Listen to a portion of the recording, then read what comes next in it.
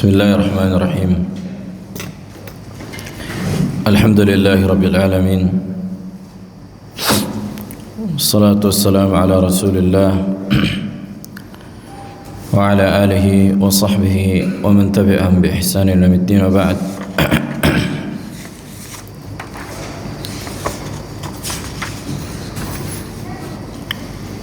Fama ta'rif tauhid ar-rububiyah. Apa definisi tauhid rububiyah?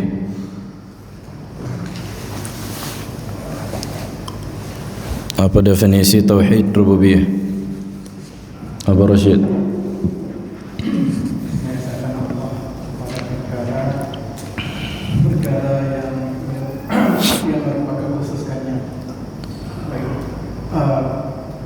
Seperti menciptakan, memberi rezeki, mengatur, dan mengabdikan.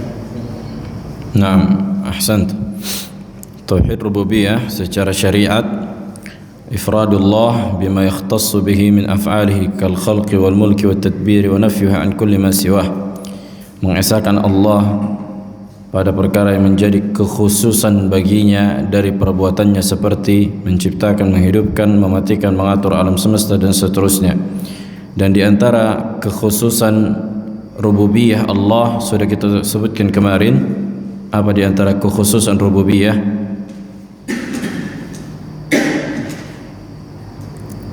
Allah yang menjadikan manfaat dan mudarat secara zat. Naam, ahsant. Bahwa Allah yang memberikan manfaat dan mudarat bizatihi. Makna bizatihi, naam, naam, makna bizatihi ay tanpa sebab, tanpa sebab. Dan Allah Jalla wa'ala apabila ingin memberikan manfaat dan mudarat kepada makhluknya, imma dengan sebab atau dengan tanpa sebab. Naam, baik dengan sebab atau tanpa sebab. Akan tetapi kadang-kadang Allah memerintahkan hambanya, bukan kadang-kadang, bahkan Allah memerintahkan hambanya untuk melakukan sebab, walaupun sebab itu secara akal manusia itu tidak bisa dijangkau, kan gitu. Maka Allah memerintahkan hambanya bagaimanapun keadaan genting yang dia rasakan, hendaklah tetap berusaha dan berikhtiar. Bukankah Nabi Musa alaihissalam ketika dikepung oleh Fir'aun, di hadapannya apa? Bahar, kan itu, lautan. Nah, kemudian berkata ashabu Musa, inna lamudrakun, sesungguhnya kita akan ditangkap oleh Fir'aun. Kemudian Nabi Musa mengatakan, qala kalla inna ma'i rabbi sayahdin. Nabi Musa berkata, tidak akan mampu mereka menangkap kita, sesungguhnya Allah akan memberikan petunjuk kepada kita. Nah, kemudian Allah pun memerintahkan untuk memukulkan tongkatnya ke lautan sehingga terbelahlah. Kalau dipikir-pikir, apalah mungkin tongkat bisa membelah lautan, kan gitu. Bisa saja Allah langsung membelah lautan, akan tapi Allah memerintahkan untuk berikhtiar, walau hanya seremeh yang kita anggap. Selama itu diperintahkan, maka lakukanlah. Selama ikhtiar itu disyariatkan, maka lakukanlah. Kemudian kita sebutkan juga tentang dalil yang berkaitan dengan tauhid rububiyah. Ada 6 dalilnya, kan, jenis dalilnya. Kevin, apa yang 6 itu jenis dalilnya? Yang pertama Al-Quran, kedua Sunnah, 3 Al-Ijma', 4 Fitrah, nah, yang ke-5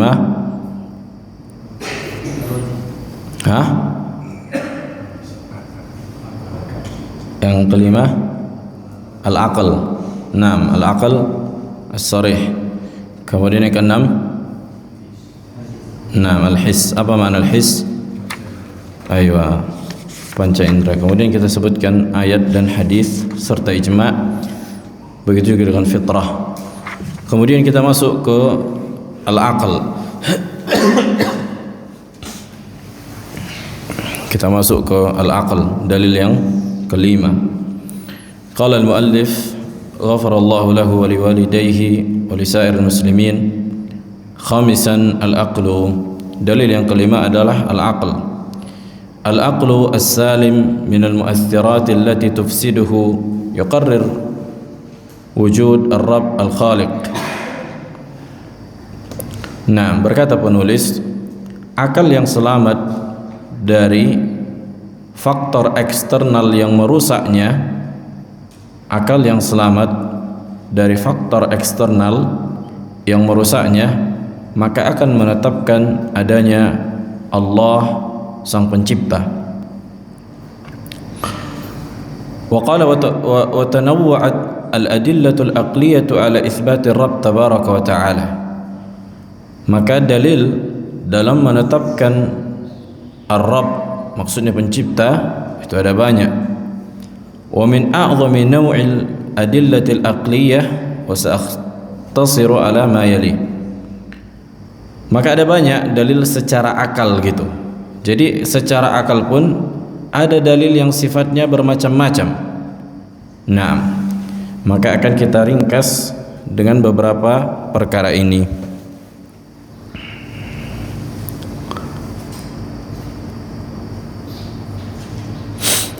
Yang pertama, dalil akal dikatakan dalilul khalqi wal ijad, dalil penciptaan dan pengadaan. Dalil penciptaan dan pengadaan dikatakan dalil khalq, al-khalq wal ijad. Qala al-muallif dalilul khalq wal ijad min aqwal adillatil aqliyah ala itsbatir rabb wa tafarrudihi birrububiyyah. Dalil dikatakan al-khalq wal ijad. Ma makna al-khalq wal ijad? Penciptaan dan pengadaan. Ini diantara dalil akal yang paling kuat dalam menetapkan adanya Rabb dan keesaannya pada perkara rububiyah. Wa yandariju tahta hadha ad-dalil al-adillah al-aqliyah ukhra. Maka dari dalil al-khalq wal ijad ini muncul dalil yang lain gitu. Maka akan kita ringkas juga. Yang pertama, dalil khalq wal ijad ini berdasarkan ucapan Allah di dalam Al-Quran surah At-Tur ayat 35. Surah At-Tur ayat 35. Apa ayat ini? Allah Jalla wa Ala berkata di dalam Al-Quran, am khuliqu min ghairi syai'in am humul khaliqun. Apakah manusia itu tercipta tanpa ada yang menciptakannya, atau merekalah yang menciptakan diri mereka? Apakah manusia tercipta tanpa ada pencipta, terjadi begitu saja, atau mereka menciptakan diri-diri mereka? Qala fa hadhihi al-ayah min a'zamil ayatil qur'aniyah tatadamman al-burhan al-aqli. Maka ayat ini di surah Tur ini ayat 35 di antara ayat Al-Qur'an yang paling besar mengandung dalil akal. Subhanallah. Allah mengajak manusia untuk berfikir dan berakal. Kan itu, am khuliqu min ghairi syai'in. Apakah manusia itu tercipta tanpa ada yang menciptakan, atau diri mereka lah yang menciptakan mereka sendiri? Wa hadha raddun ala man qala inna laysa fin naqli dalilan aqliyan. Ini bantahan kepada orang-orang filsafat yang mengatakan bahwa di dalam Al-Quran tidak ada dalil akli. Padahal di dalam Al-Quran ada banyak dalil yang mengandung kaidah akal. Mengandung apa? Kaidah akal.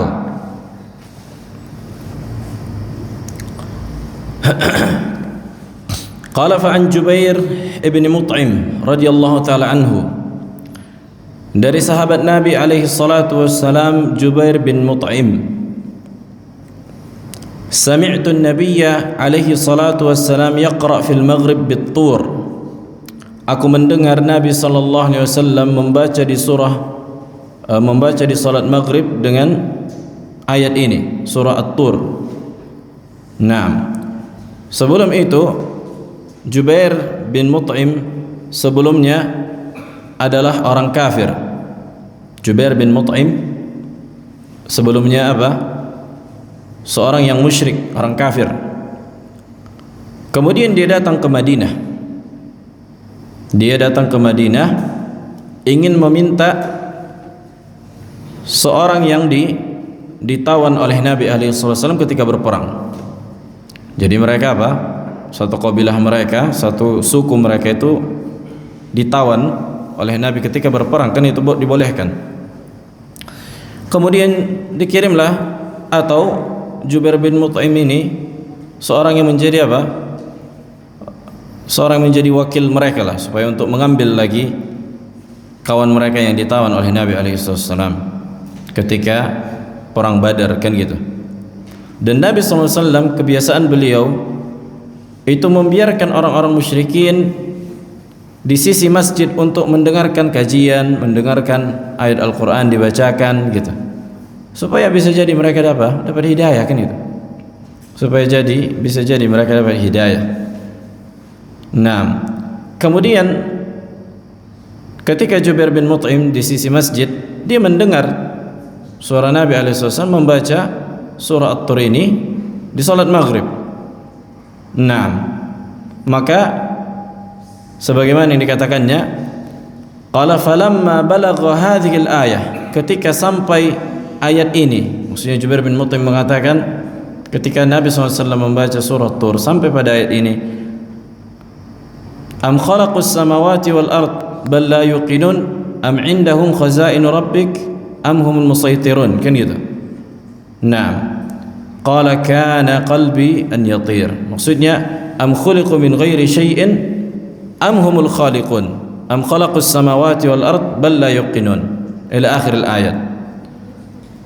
Kata Jubair bin Mut'im radhiyallahu taala anhu, pada saat itu ketika aku mendengar ayat ini, seolah-olah hatiku terbang saking besarnya hujjah yang terkandung pada ayat ini. Nah, saking besarnya hujjah yang terkandung pada ayat ini. Allah menyebutkan di dalam ayat ini, apakah manusia tercipta tanpa ada yang menciptakan, atau diri mereka lah yang menciptakan mereka sendiri? Apa jawabannya? Ini kan pilihan pertama. Apakah manusia tercipta tanpa ada yang menciptakan? Kemudian pilihan kedua, atau mereka menciptakan diri mereka sendiri? Apa jawabannya? Yang satu atau dua? Naam. Ahsan. Maka jawabannya apa?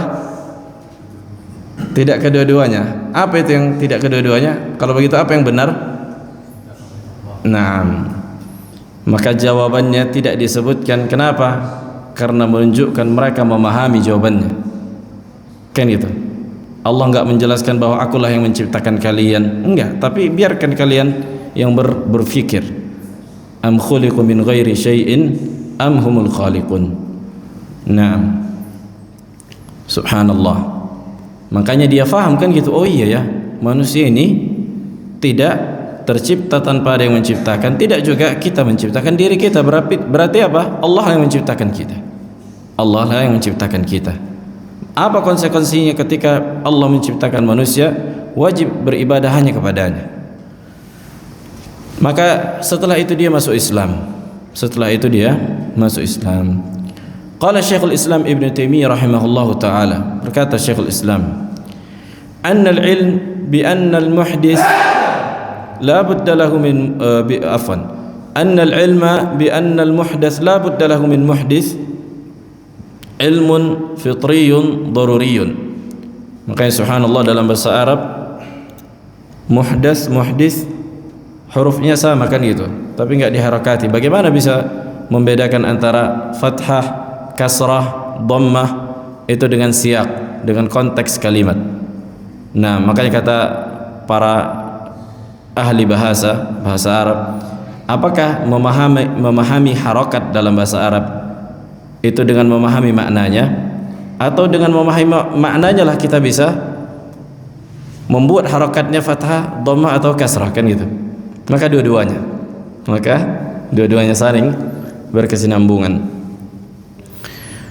Kata Syekhul Islam Ibnu Taimiyah, mengetahui bahwa makhluk itu pasti ada yang menciptakannya, kan gitu. Namanya saja sudah makhluk dalam bahasa Arab itu isim maf'ul, kan gitu, yang diciptakan, berarti ada yang menciptakan. Jadi sama seperti hukum sebab akibat, nah, tidak ada akibat kecuali ada sebab. Apa akibat adanya aqua atau air minum? Contohnya air, kan gitu. Air datang dari hujan sampai pada Allah Subhanahu wa taala yang mengaturnya, gitulah. Makanya dikatakan Allah al-musabbib bidzatihi. Dialah yang menciptakan sebab dan bersendiri pada penciptaan sebab. Nah, maka siapa yang menciptakan air, ujung-ujungnya kembali kepada Allah Subhanahu wa taala. Makanya orang-orang ahli fisika atau kimia, mereka nggak bisa menjelaskan titik dari akhir dari sebuah hukum sebab akibat. Maka orang yang beriman mengatakan Allah Subhanahu wa taala. Maka itu kita katakan adanya alam semesta ini tidak mungkin terjadi begitu saja tanpa ada yang menciptakan. Maka yang menciptakannya adalah Allah Subhanahu wa taala. Maka kata Syekhul Islam, ini adalah ilmu yang diketahui secara fitrah manusia. Naam.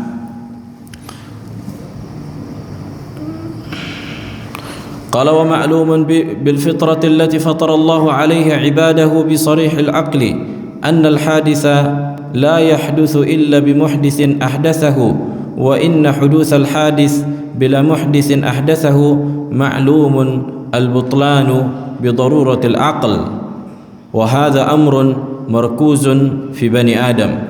Kata Syekhul Islam, sesungguhnya terjadinya sebuah perkara tanpa ada yang menyebabkannya, maksudnya adanya makhluk tanpa ada yang menciptakannya, maka ini sesuatu yang diketahui kesalahannya secara pasti dengan akal, kan gitu.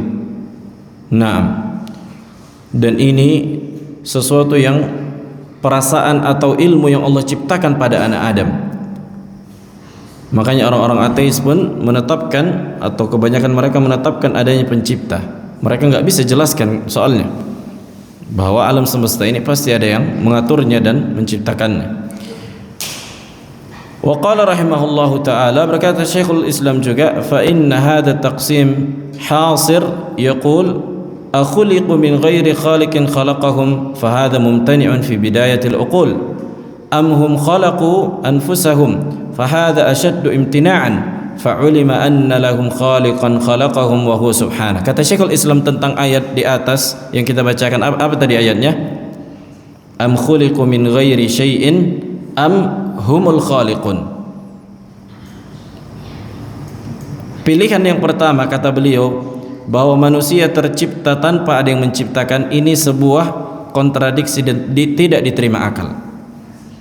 Kemudian pilihan kedua, apakah mereka menciptakan diri mereka sendiri? Ini lebih tidak masuk akal. Nah, maka wajiblah kita meyakini pilihan ketiga, yaitu Allah lah yang menciptakan mereka.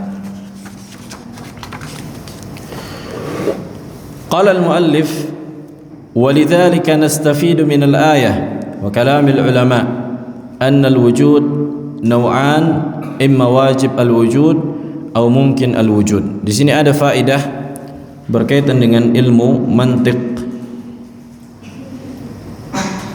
Berkata penulis, maka dari ayat yang kita bacakan tadi dan ucapan para ulama, kita bisa mendapatkan faedah bahwa al-wujud, sifat ada, itu terbagi dua. sifat ada, sifat keberadaan itu terbagi menjadi dua.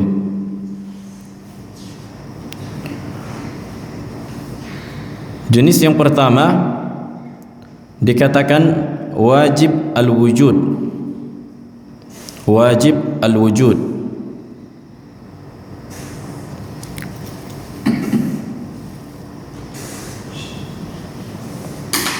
Dikatakan wajib al-wujud.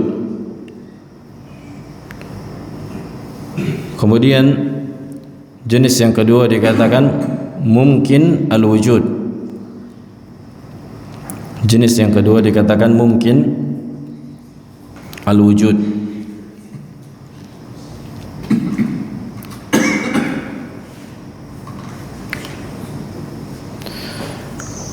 Apa perbedaan antara wajib al-wujud dan mungkin al-wujud? Yang pertama, wajib al-wujud la yutasawwar adamuhu fi ayyi halin kan. Keberadaan yang tidak bisa dibayangkan ketidakadaannya. Keberadaan yang tidak bisa dibayangkan ketidakadaannya. Keberadaan, sifat keberadaan, wujud kan artinya sifat keberadaan yang tidak bisa dibayangkan ketidakadaannya. Itu dikatakan wajib. Keberadaan yang tidak bisa dibayangkan ketidakadaannya. Keberadaan yang tidak bisa dibayangkan ketidakadaannya. Itulah yang dikatakan wujudullah. Itulah yang dikatakan sifat Allah wajib al-wujud. Keberadaan Allah itu tidak bisa dibayangkan ketidakadaannya. Artinya Allah Jalla wa Ala tidak memiliki permulaan. Artinya Allah tidak memiliki permulaan. Makanya Allah Allah menyebutkan di dalam Al-Quran di surah Al-Hadid, huwal awwal wal akhir. Al-awwal kata Nabi, la syai'a qablahu, sesuatu yang tidak ada sebelum Allah. Kan itu berarti Allah yang paling pertama dan tidak memiliki permulaan. Kemudian yang kedua tadi mungkin al-wujud. Apa definisinya? Alladhi yutasawwar wujuduhu fi halin wa adamuhu fi halin akhar. Dialah yang bisa dibayangkan keberadaannya pada sebuah keadaan. Dialah yang bisa dibayangkan keberadaannya di sebuah keadaan, dan ketidakadaannya di keadaan yang lain, dan ketidakadaannya di keadaan yang lain. Dialah yang bisa dibayangkan keberadaannya pada sebuah keadaan, pada sebuah waktu, dan bisa dibayangkan ketidakadaannya. Jadi dua-dua bisa dibayangkan dia ada, bisa dibayangkan dia tidak ada. Maksud digambarkan di sini bukan hanya dibayangkan, tapi hakikatnya memang itu bisa ada, bisa enggak gitu. Inilah yang menjadi sifat makhluk. Inilah yang menjadi sifat wujud al-makhluk. Semua makhluk didahului dengan ketidakadaan. Semua makhluk didahului dengan ketidakadaan. Makanya kita semua ini yang ada di masjid ini dan seluruh manusia kan gitu, pasti memiliki apa? Pasti memiliki apa, Abu Ayyub? Pasti memiliki wujud. Kemudian apa yang membedakan kita dengan Allah? Wujud kita dengan wujud Allah.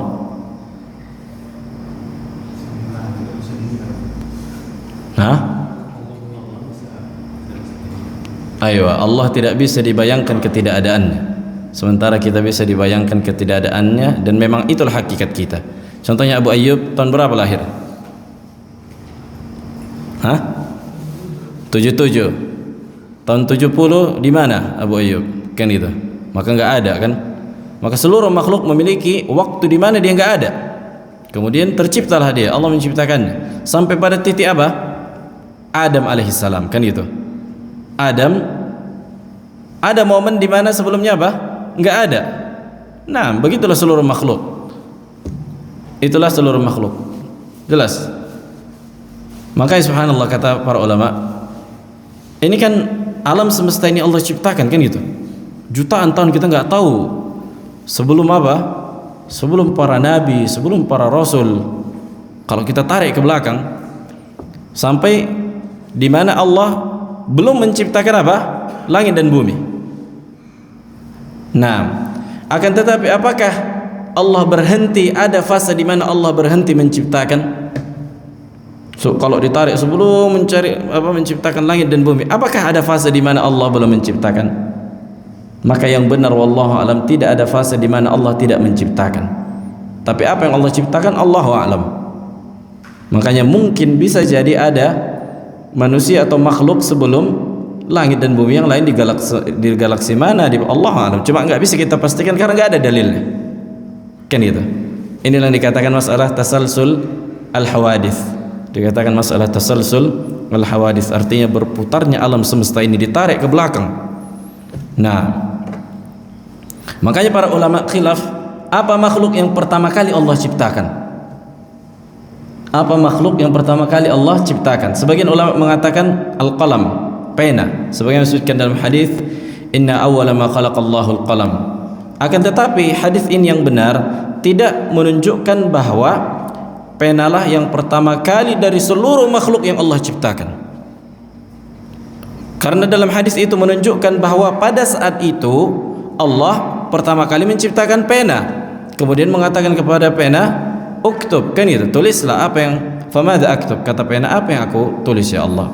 Tulislah segala sesuatu yang terjadi sampai hari kiamat. Tapi apakah ada makhluk sebelum pena? Maka kita katakan na'am, ada, tapi kita nggak tahu Allahu alam itu apa. Nah, makanya yang benar arsy itu sudah ada sebelum pena diciptakan. Arsy Allah itu sudah ada sebelum pena diciptakan. Begitu juga dengan air. Air itu sudah ada sebelum pena diciptakan. Akan tetapi bukan air ini ya. Ini air perkara yang gaib. Air di atas langit sana. Jangan dibayangkan air laut. Cuma bagaimana bentuknya, hakikatnya Allah alam gimana kaifiatnya, kan gitu. Ini air dalam perkara yang gaib. Apa dalilnya bahwa arsy itu sudah ada sebelum pena? Kata Nabi SAW, inna allaha qaddara maqadir al-khalq qabla an yakhluqa as-samawati wal ard bi 50,000 sanah wa kana arshuhu 'alal ma. Sesungguhnya Allah menciptakan, mentakdirkan segala sesuatu sebelum penciptaan langit dan bumi 50.000 tahun, dan wakana, waw di situ dalam bahasa Arab hal, keadaan. Maka sebelum Allah menciptakan pena, Allah sudah menciptakan arsy. Wakana arshuhu 'alal ma. Pada saat itu arsy Allah di atas air. Kemudian para ulama khilaf lagi, mana yang lebih dahulu, apakah arsy atau air? Khilaf.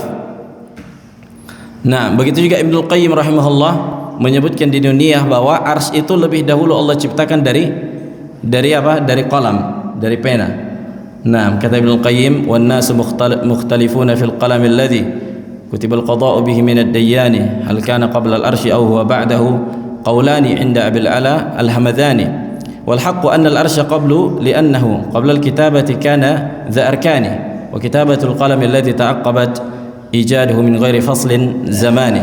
Kata Ibnu Qayyim rahimahullah, manusia berselisih tentang mana yang lebih dahulu diciptakan, apakah al-arsy atau al-qalam.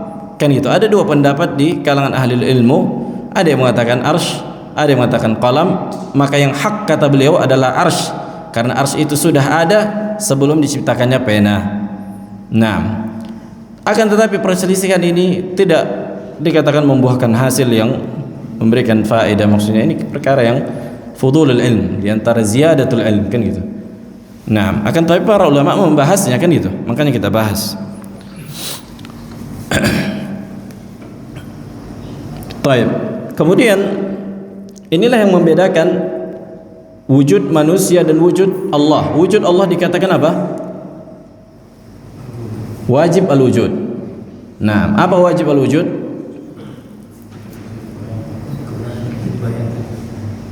Bukan nggak bisa dibayangkan. Kalau nggak bisa dibayangkan berarti mumtani.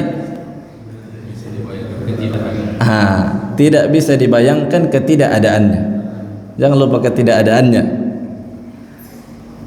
Kalau mungkin al-wujud, apa itu mungkin al-wujud? Ayo, bisa dibayangkan ada dan tidak adanya. Dua-duanya bisa dibayangkan, tapi tidak pada waktu yang sama. Tidak pada waktu yang sama. Bisa nggak kita membayangkan sesuatu itu ada dan tidak ada pada waktu yang sama? Nggak bisa kan, jadi kedap-kedip, jadi kayak apa? Kayak lampu kan gitu, cahaya. Tapi pada waktu yang sama tidak bisa berkumpul antara ada dan tidak ada. Pada waktu, pada detik yang sama, maka nggak bisa kan gitu. Pasti ada momen imma dia ada atau dia tidak ada. Nah, subhanallah, enak belajar mantiq. Taib. Maka beliau melanjutkan, famungkin al-wujud bihajatin ila man atharahu. Apa maknanya? Perhatikan di sini. Mungkin al-wujud tadi bisa dibayangkan ada dan tidak adanya, kan gitu kan? Nah, siapa yang merubah keadaan dia dari tidak ada menjadi ada? Dialah Allah, kan gitu kan? Maka dia membutuhkan yang merubah dari keadaan dia nggak ada menjadi ada. Inilah diantara apa? Diantara sifat mungkin al-wujud. Siapa yang mengganti keadaan dia yang sebelumnya nggak ada menjadi ada? Dialah Allah Subhanahu wa taala. Berarti dia membutuhkan Allah. Dia membutuhkan yang merubah keadaannya dari tidak ada menjadi ada. Nah, fa wajib an yakuna wajib al-wujud huwa alladhi athara ala mungkin al-wujud. Maka wajib al-wujud maksudnya Allah, wajib dialah yang menciptakan makhluk, kan gitu, yang merubah keadaannya dari tidak ada menjadi ada. Wa illa sayahsul at-tasalsul wa hadha muhal. Maka Allah Jalla wa ala wajib memiliki sifat wujud yang wajib. Wajib memiliki sifat wujud yang wajib. Apa maknanya? Maka di antara sifat al-Khaliq pencipta, wajib sifat adanya itu tidak ada yang merubah dia dari yang tidak ada menjadi ada. Karena kalau dia juga memiliki sifat yang sebelumnya nggak ada kemudian menjadi ada, kemudian dia ubah. Nah, siapa yang merubah sifat Allah yang sebelumnya nggak ada menjadi ada, maka dia butuh kepada yang merubah keadaan dia, kan gitu kan? Maka akan terjadi apa? Terjadi efek domino yang tidak akan ada habisnya. Nah, ini secara akal tentunya. Adapun kita seorang muslim, ini menunjukkan, ini bantahan kepada orang-orang ateis dan orang-orang ahlul kalam. Maka sifat Allah itu wajibul wujud, harus tidak bisa dibayangkan ketidakadaannya. Nah, itulah sifat Allah al-awwal, kan gitu. Dalam istilah syar'inya dikatakan al-awwal, atau dalam bahasa para ulama juga dikatakan sifat azali. Sifat azali, sifat waktu yang ditarik ke belakang yang tidak memiliki permulaan. Waktu yang ditarik ke belakang kemudian enggak ada permulaannya. Macam mana itu? Udah nggak bisa dijangkau oleh akal, kan gitu. Ada waktu ditarik ke belakang tapi tidak memiliki permulaan. Kemudian sadisan al-his.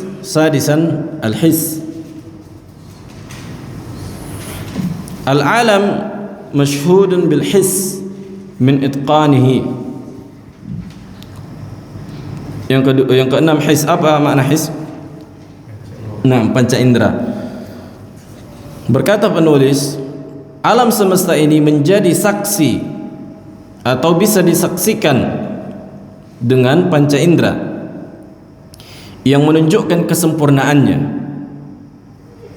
Wa anwa'il makhluqat, dan makhluk-makhluk yang bervariasi dan bermacam-macam, ma'a ikhtilafi alwanihim wa lughatihim wa tatawwurihim, yang dimana perbedaan warna makhluk, bahasa-bahasa mereka dan berkembangnya mereka, ini menunjukkan adanya apa?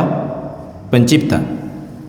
Wa kadzalika nidhamuhu al-kamil dalalatan wadihatan ala wujudi ar-rabb al-mutafarrid bi khalqi hadhihi al-ashya' wa tadbiriha wa la yunkiruha illa mukabirun wa safsatah. Kemudian sempurnanya alam semesta ini dari langit yang dipenuhi bintang-bintang, matahari dan bulan yang berputar pada porosnya, kan gitu. Ini menunjukkan apa? Adanya sang pencipta yang bersendiri mengurus alam semesta ini. Nah, dan tidak ada yang mengingkarinya kecuali orang yang mengingkari akal. Itu dia makna mukabir, ingkarul ma'lum bid darurah, mengingkari sesuatu yang diketahui yang disepakati oleh orang-orang yang berakal. Sama seperti apabila ada yang mengingkari adanya Allah, berarti dia seperti seolah-olah mengingkari 1 tambah 1 2. Begitulah kira-kira apanya kedudukan, karena ini diketahui secara akal gitu. Nah, sebagaimana yang dikatakan sebagian orang Arab Badui ketika ditanya, apa dalil yang menunjukkan adanya Allah, adanya pencipta? Maka dia berkata, ya subhanallah, innal ba'rah latadul alal ba'ir, sesungguhnya kotoran unta menunjukkan adanya unta. Kan gitu. Sesungguhnya kotoran unta menunjukkan adanya unta.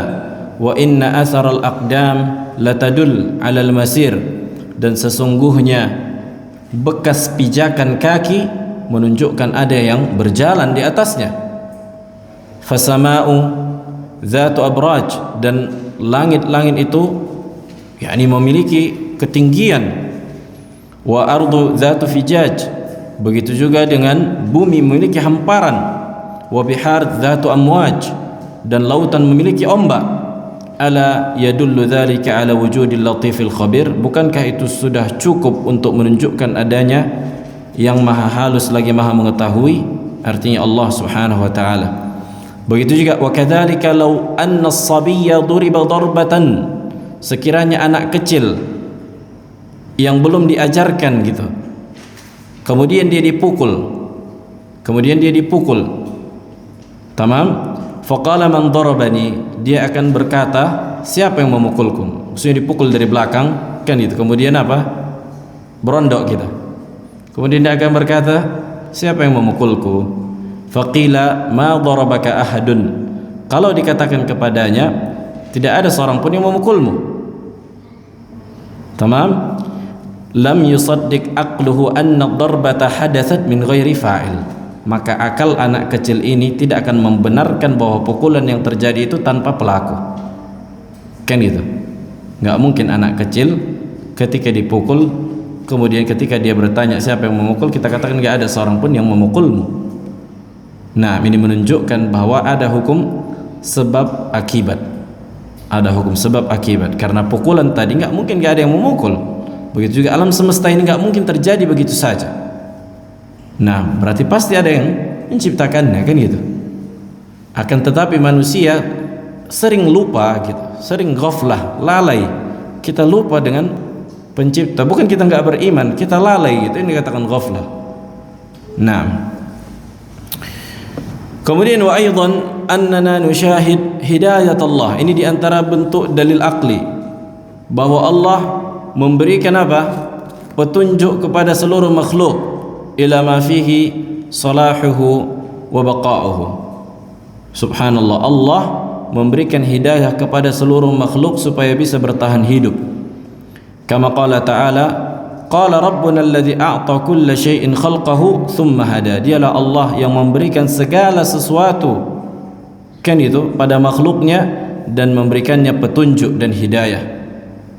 Jadi Allah memberikan petunjuk dan hidayah kepada binatang di mana mereka bisa bertahan hidup dengan hidayah itu. Berkata Al-Imam As-Sa'di rahimahullah, "Thumma hada kullu makhluqin ila ma khalaqahu lahu wa hadhihi al-hidayatul 'ammah al-musyahadah fi jami'il makhluqat fi kulli makhluq tajiduhu yas'a lima khuliqa lahu min al-manafi' wa fi daf'i al-madarri 'anhu hatta inna Allah ta'ala a'ta al-hayawan al-bahim min al-aql ma yatamakkanu bihi ala dhalik." Sampai subhanallah, di antaranya kata para ulama, kita bayangkan ayam yang di dalam telur, kok bisa lah pula dia tahu cara keluar, kan itu kan? Ayam di dalam telur yang yang ini udah apa namanya, yang udah menetas, bukan udah menetas, sebelum menetas tapi dia di dalam telur, kan gitu. Maksudnya udah matang secara tumbuhnya dia. Aywa, yang akan menetas. Kok bisa dia tahu jalan keluar? Kok dipikir-pikir kalau kita di posisi dia bisa jadi kita mati kan gitu. Kita pukul nggak bisa gitu. Nah, atau anak kecil. Tapi Allah memberikan apa? Memberikan kemampuan hidayah, petunjuk kepada anak ayam ini supaya dia bisa bertahan hidup. Kanguru, subhanallah. Anak kecil, hatta anak kecil kan tahu dia langsung menyusu. Nah, begitu juga semua binatang subhanallah bisa hidup. Kok bisa? Burung misalnya bisa membuat apa? Membuat sarang. Ya, ini ajib. Dari mana mereka tahu kalau bukan Allah yang mengajarkannya? Itu yang dikatakan hidayah. Nah, kemampuan bertahan hidupnya makhluk, dan ini Allah berikan kepada seluruh makhluk, hatta orang kafir. Hatta orang kafir. Akan tetapi hidayah ini tidak ada manfaatnya apabila tidak dibarengi dengan hidayah at-taufiq wal irsyad wal dilalah yang dikatakan hidayah syar'iyyah. Maksudnya hidayah berada di atas agama Allah. Naam, fadhal. Adzan.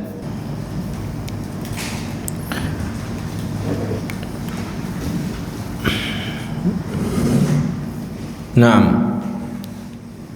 Maka di antara bentuk dalil al-his bahwa panca indera bisa menjadi saksi dan menjadi dalil bahwa akan adanya Allah Jalla wa Ala, bahwa kita melihat dan menyaksikan alam semesta.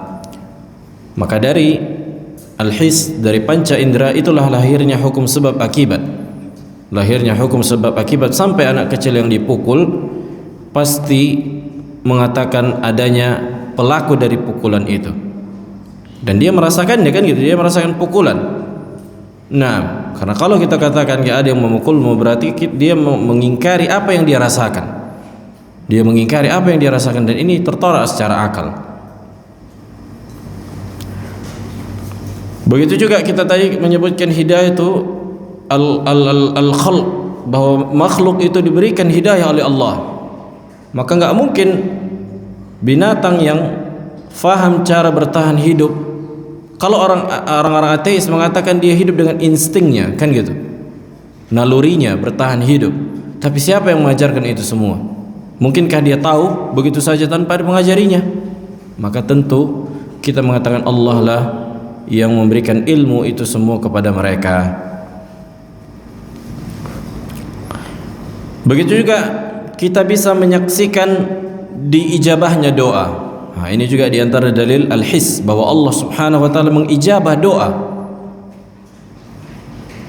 Qala al-muallif wa kadzalika musyahadatu ijabati ad-da'awat. Begitu juga disaksikannya Allah mengijabah doa orang yang berdoa. Kam min sa'ilin ajaballahu da'watah. Betapa banyak orang yang meminta Allah berikan. Wa kam min muttarrin kashafa anhu durrah. Dan betapa banyak orang yang ditimpa musibah dalam keadaan genting, Allah menyingkap dan mengangkat musibah itu darinya. Fakullu hadza syai'un mahsusun ala wujudil khaliqis sami'il mujib.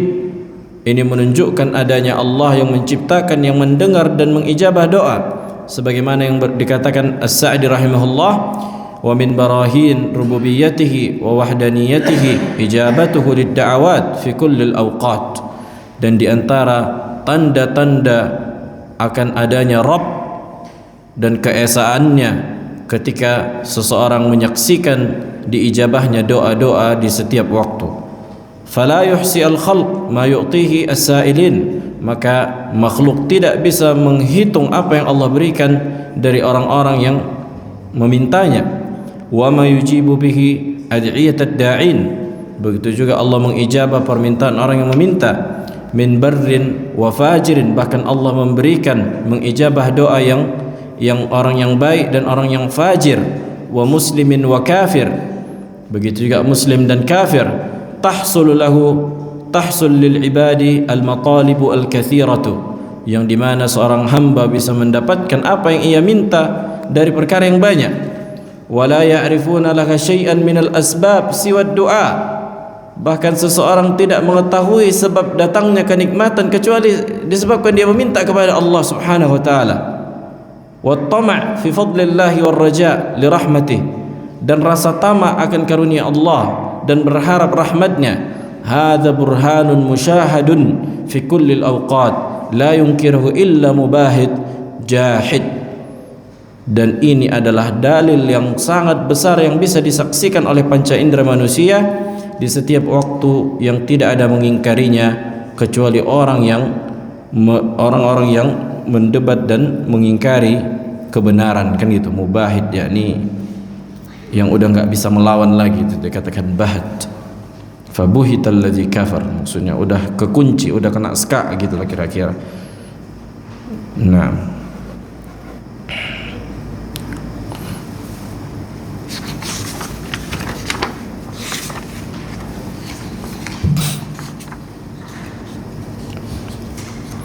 baik, kita bacakan sedikit mabhas as-salis, al-mabhas as-salis, pembahasan ketiga dari tauhid rububiyah.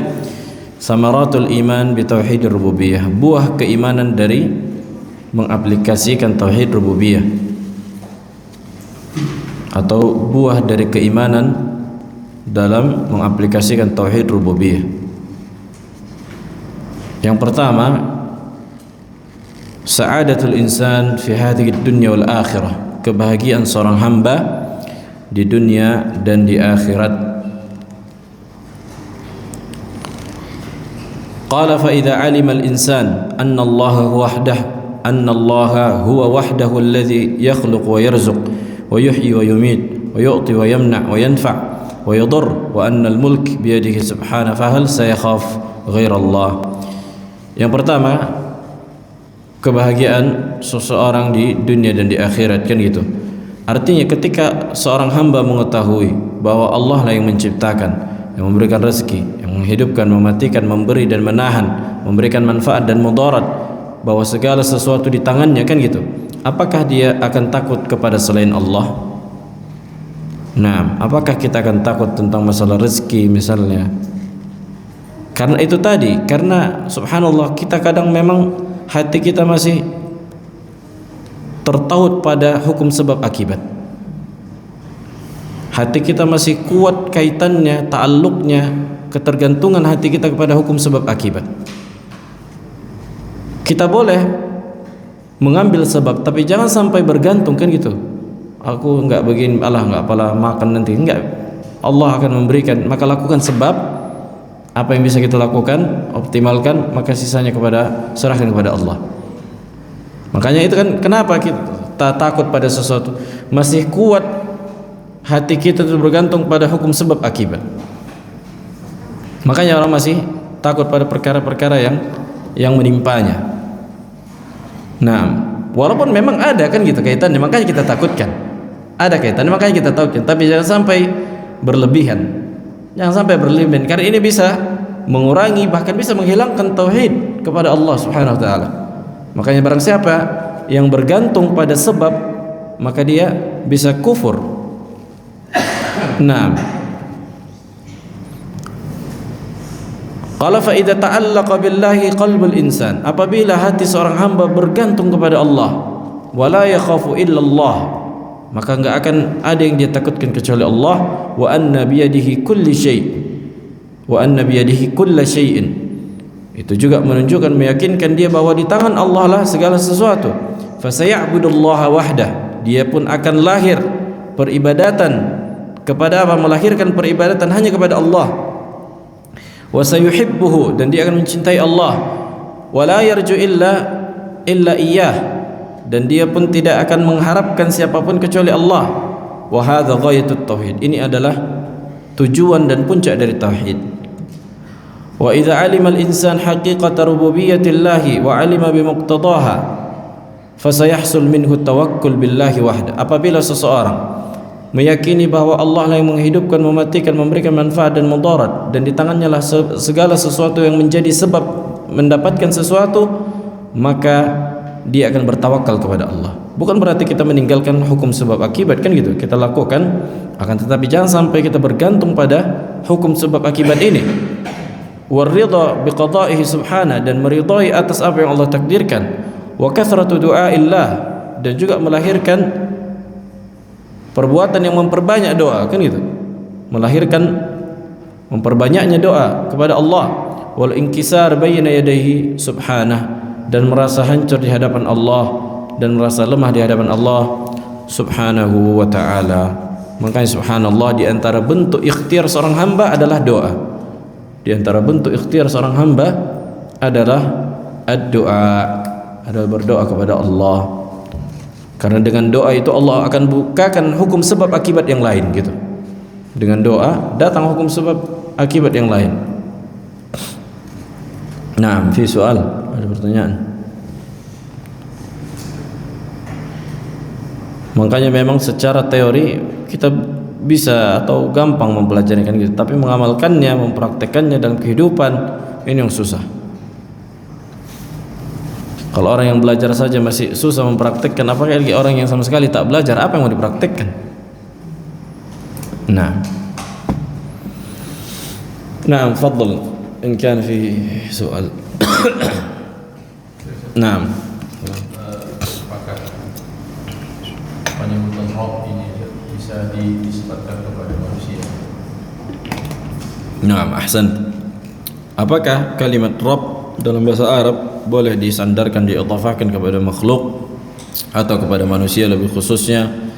Maka na'am, boleh diidhafahkan, tapi secara idhafah harus secara disandarkan, dia enggak boleh lepas dari idhafah. Ar-Rabbu itu hanya untuk Allah. Tapi kalau manusia dikatakan Rabbul Bait, karena Rabb itu juga di antara maknanya pemilik rumah, Rabbus Sayyarah, Rabbud Dabbah, kayak itu, pemilik kendaraan, pemilik mobil dikatakan Rabb. Nah, adapun Allah itu secara apa? Secara tidak idhafah, Ar-Rabbu. Nah, misalnya artinya Allah. Tapi kalau manusia dikaitkan dengan apa? Kepemilikan tertentu. Karena manusia pun kita memiliki, bukannya hakikatnya kita memiliki. Sama seperti seorang raja. Raja memiliki apa?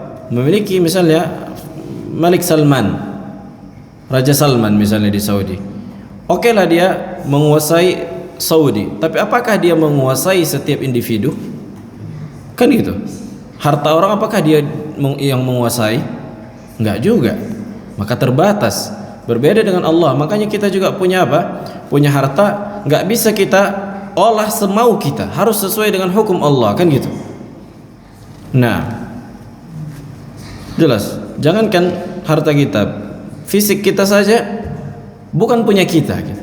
Walaupun punya kita, ini badan kita, suka-suka kita apa kan, tapi enggak boleh Makanya Allah melarang dari apa? Menyiksa diri seperti memotong tangan, mentato. Nah, karena badan yang kita miliki enggak ada hukumnya gitu. Kita harus berjalan pada hukum yang Allah tetapkan. Walaupun ini badan kita, suka-suka kita mau kita apa, tapi itu juga kita enggak boleh secara hukum sesuka hati mengolahnya. Nah, itu yang dikatakan taghyir khalqillah, merubah ciptaan Allah. Termasuk diantaranya seperti mentindik. Nah, mentindik bagi laki-laki tentunya. Adapun perempuan dibolehkan dalam rangka tazayyun, berhias. Nah, ada lagi.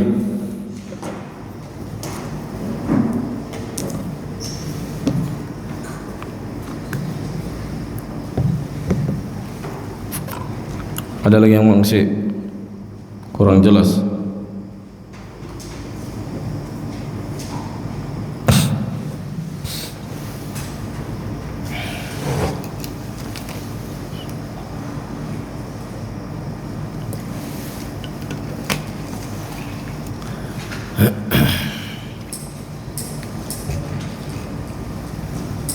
Khalas. Visual.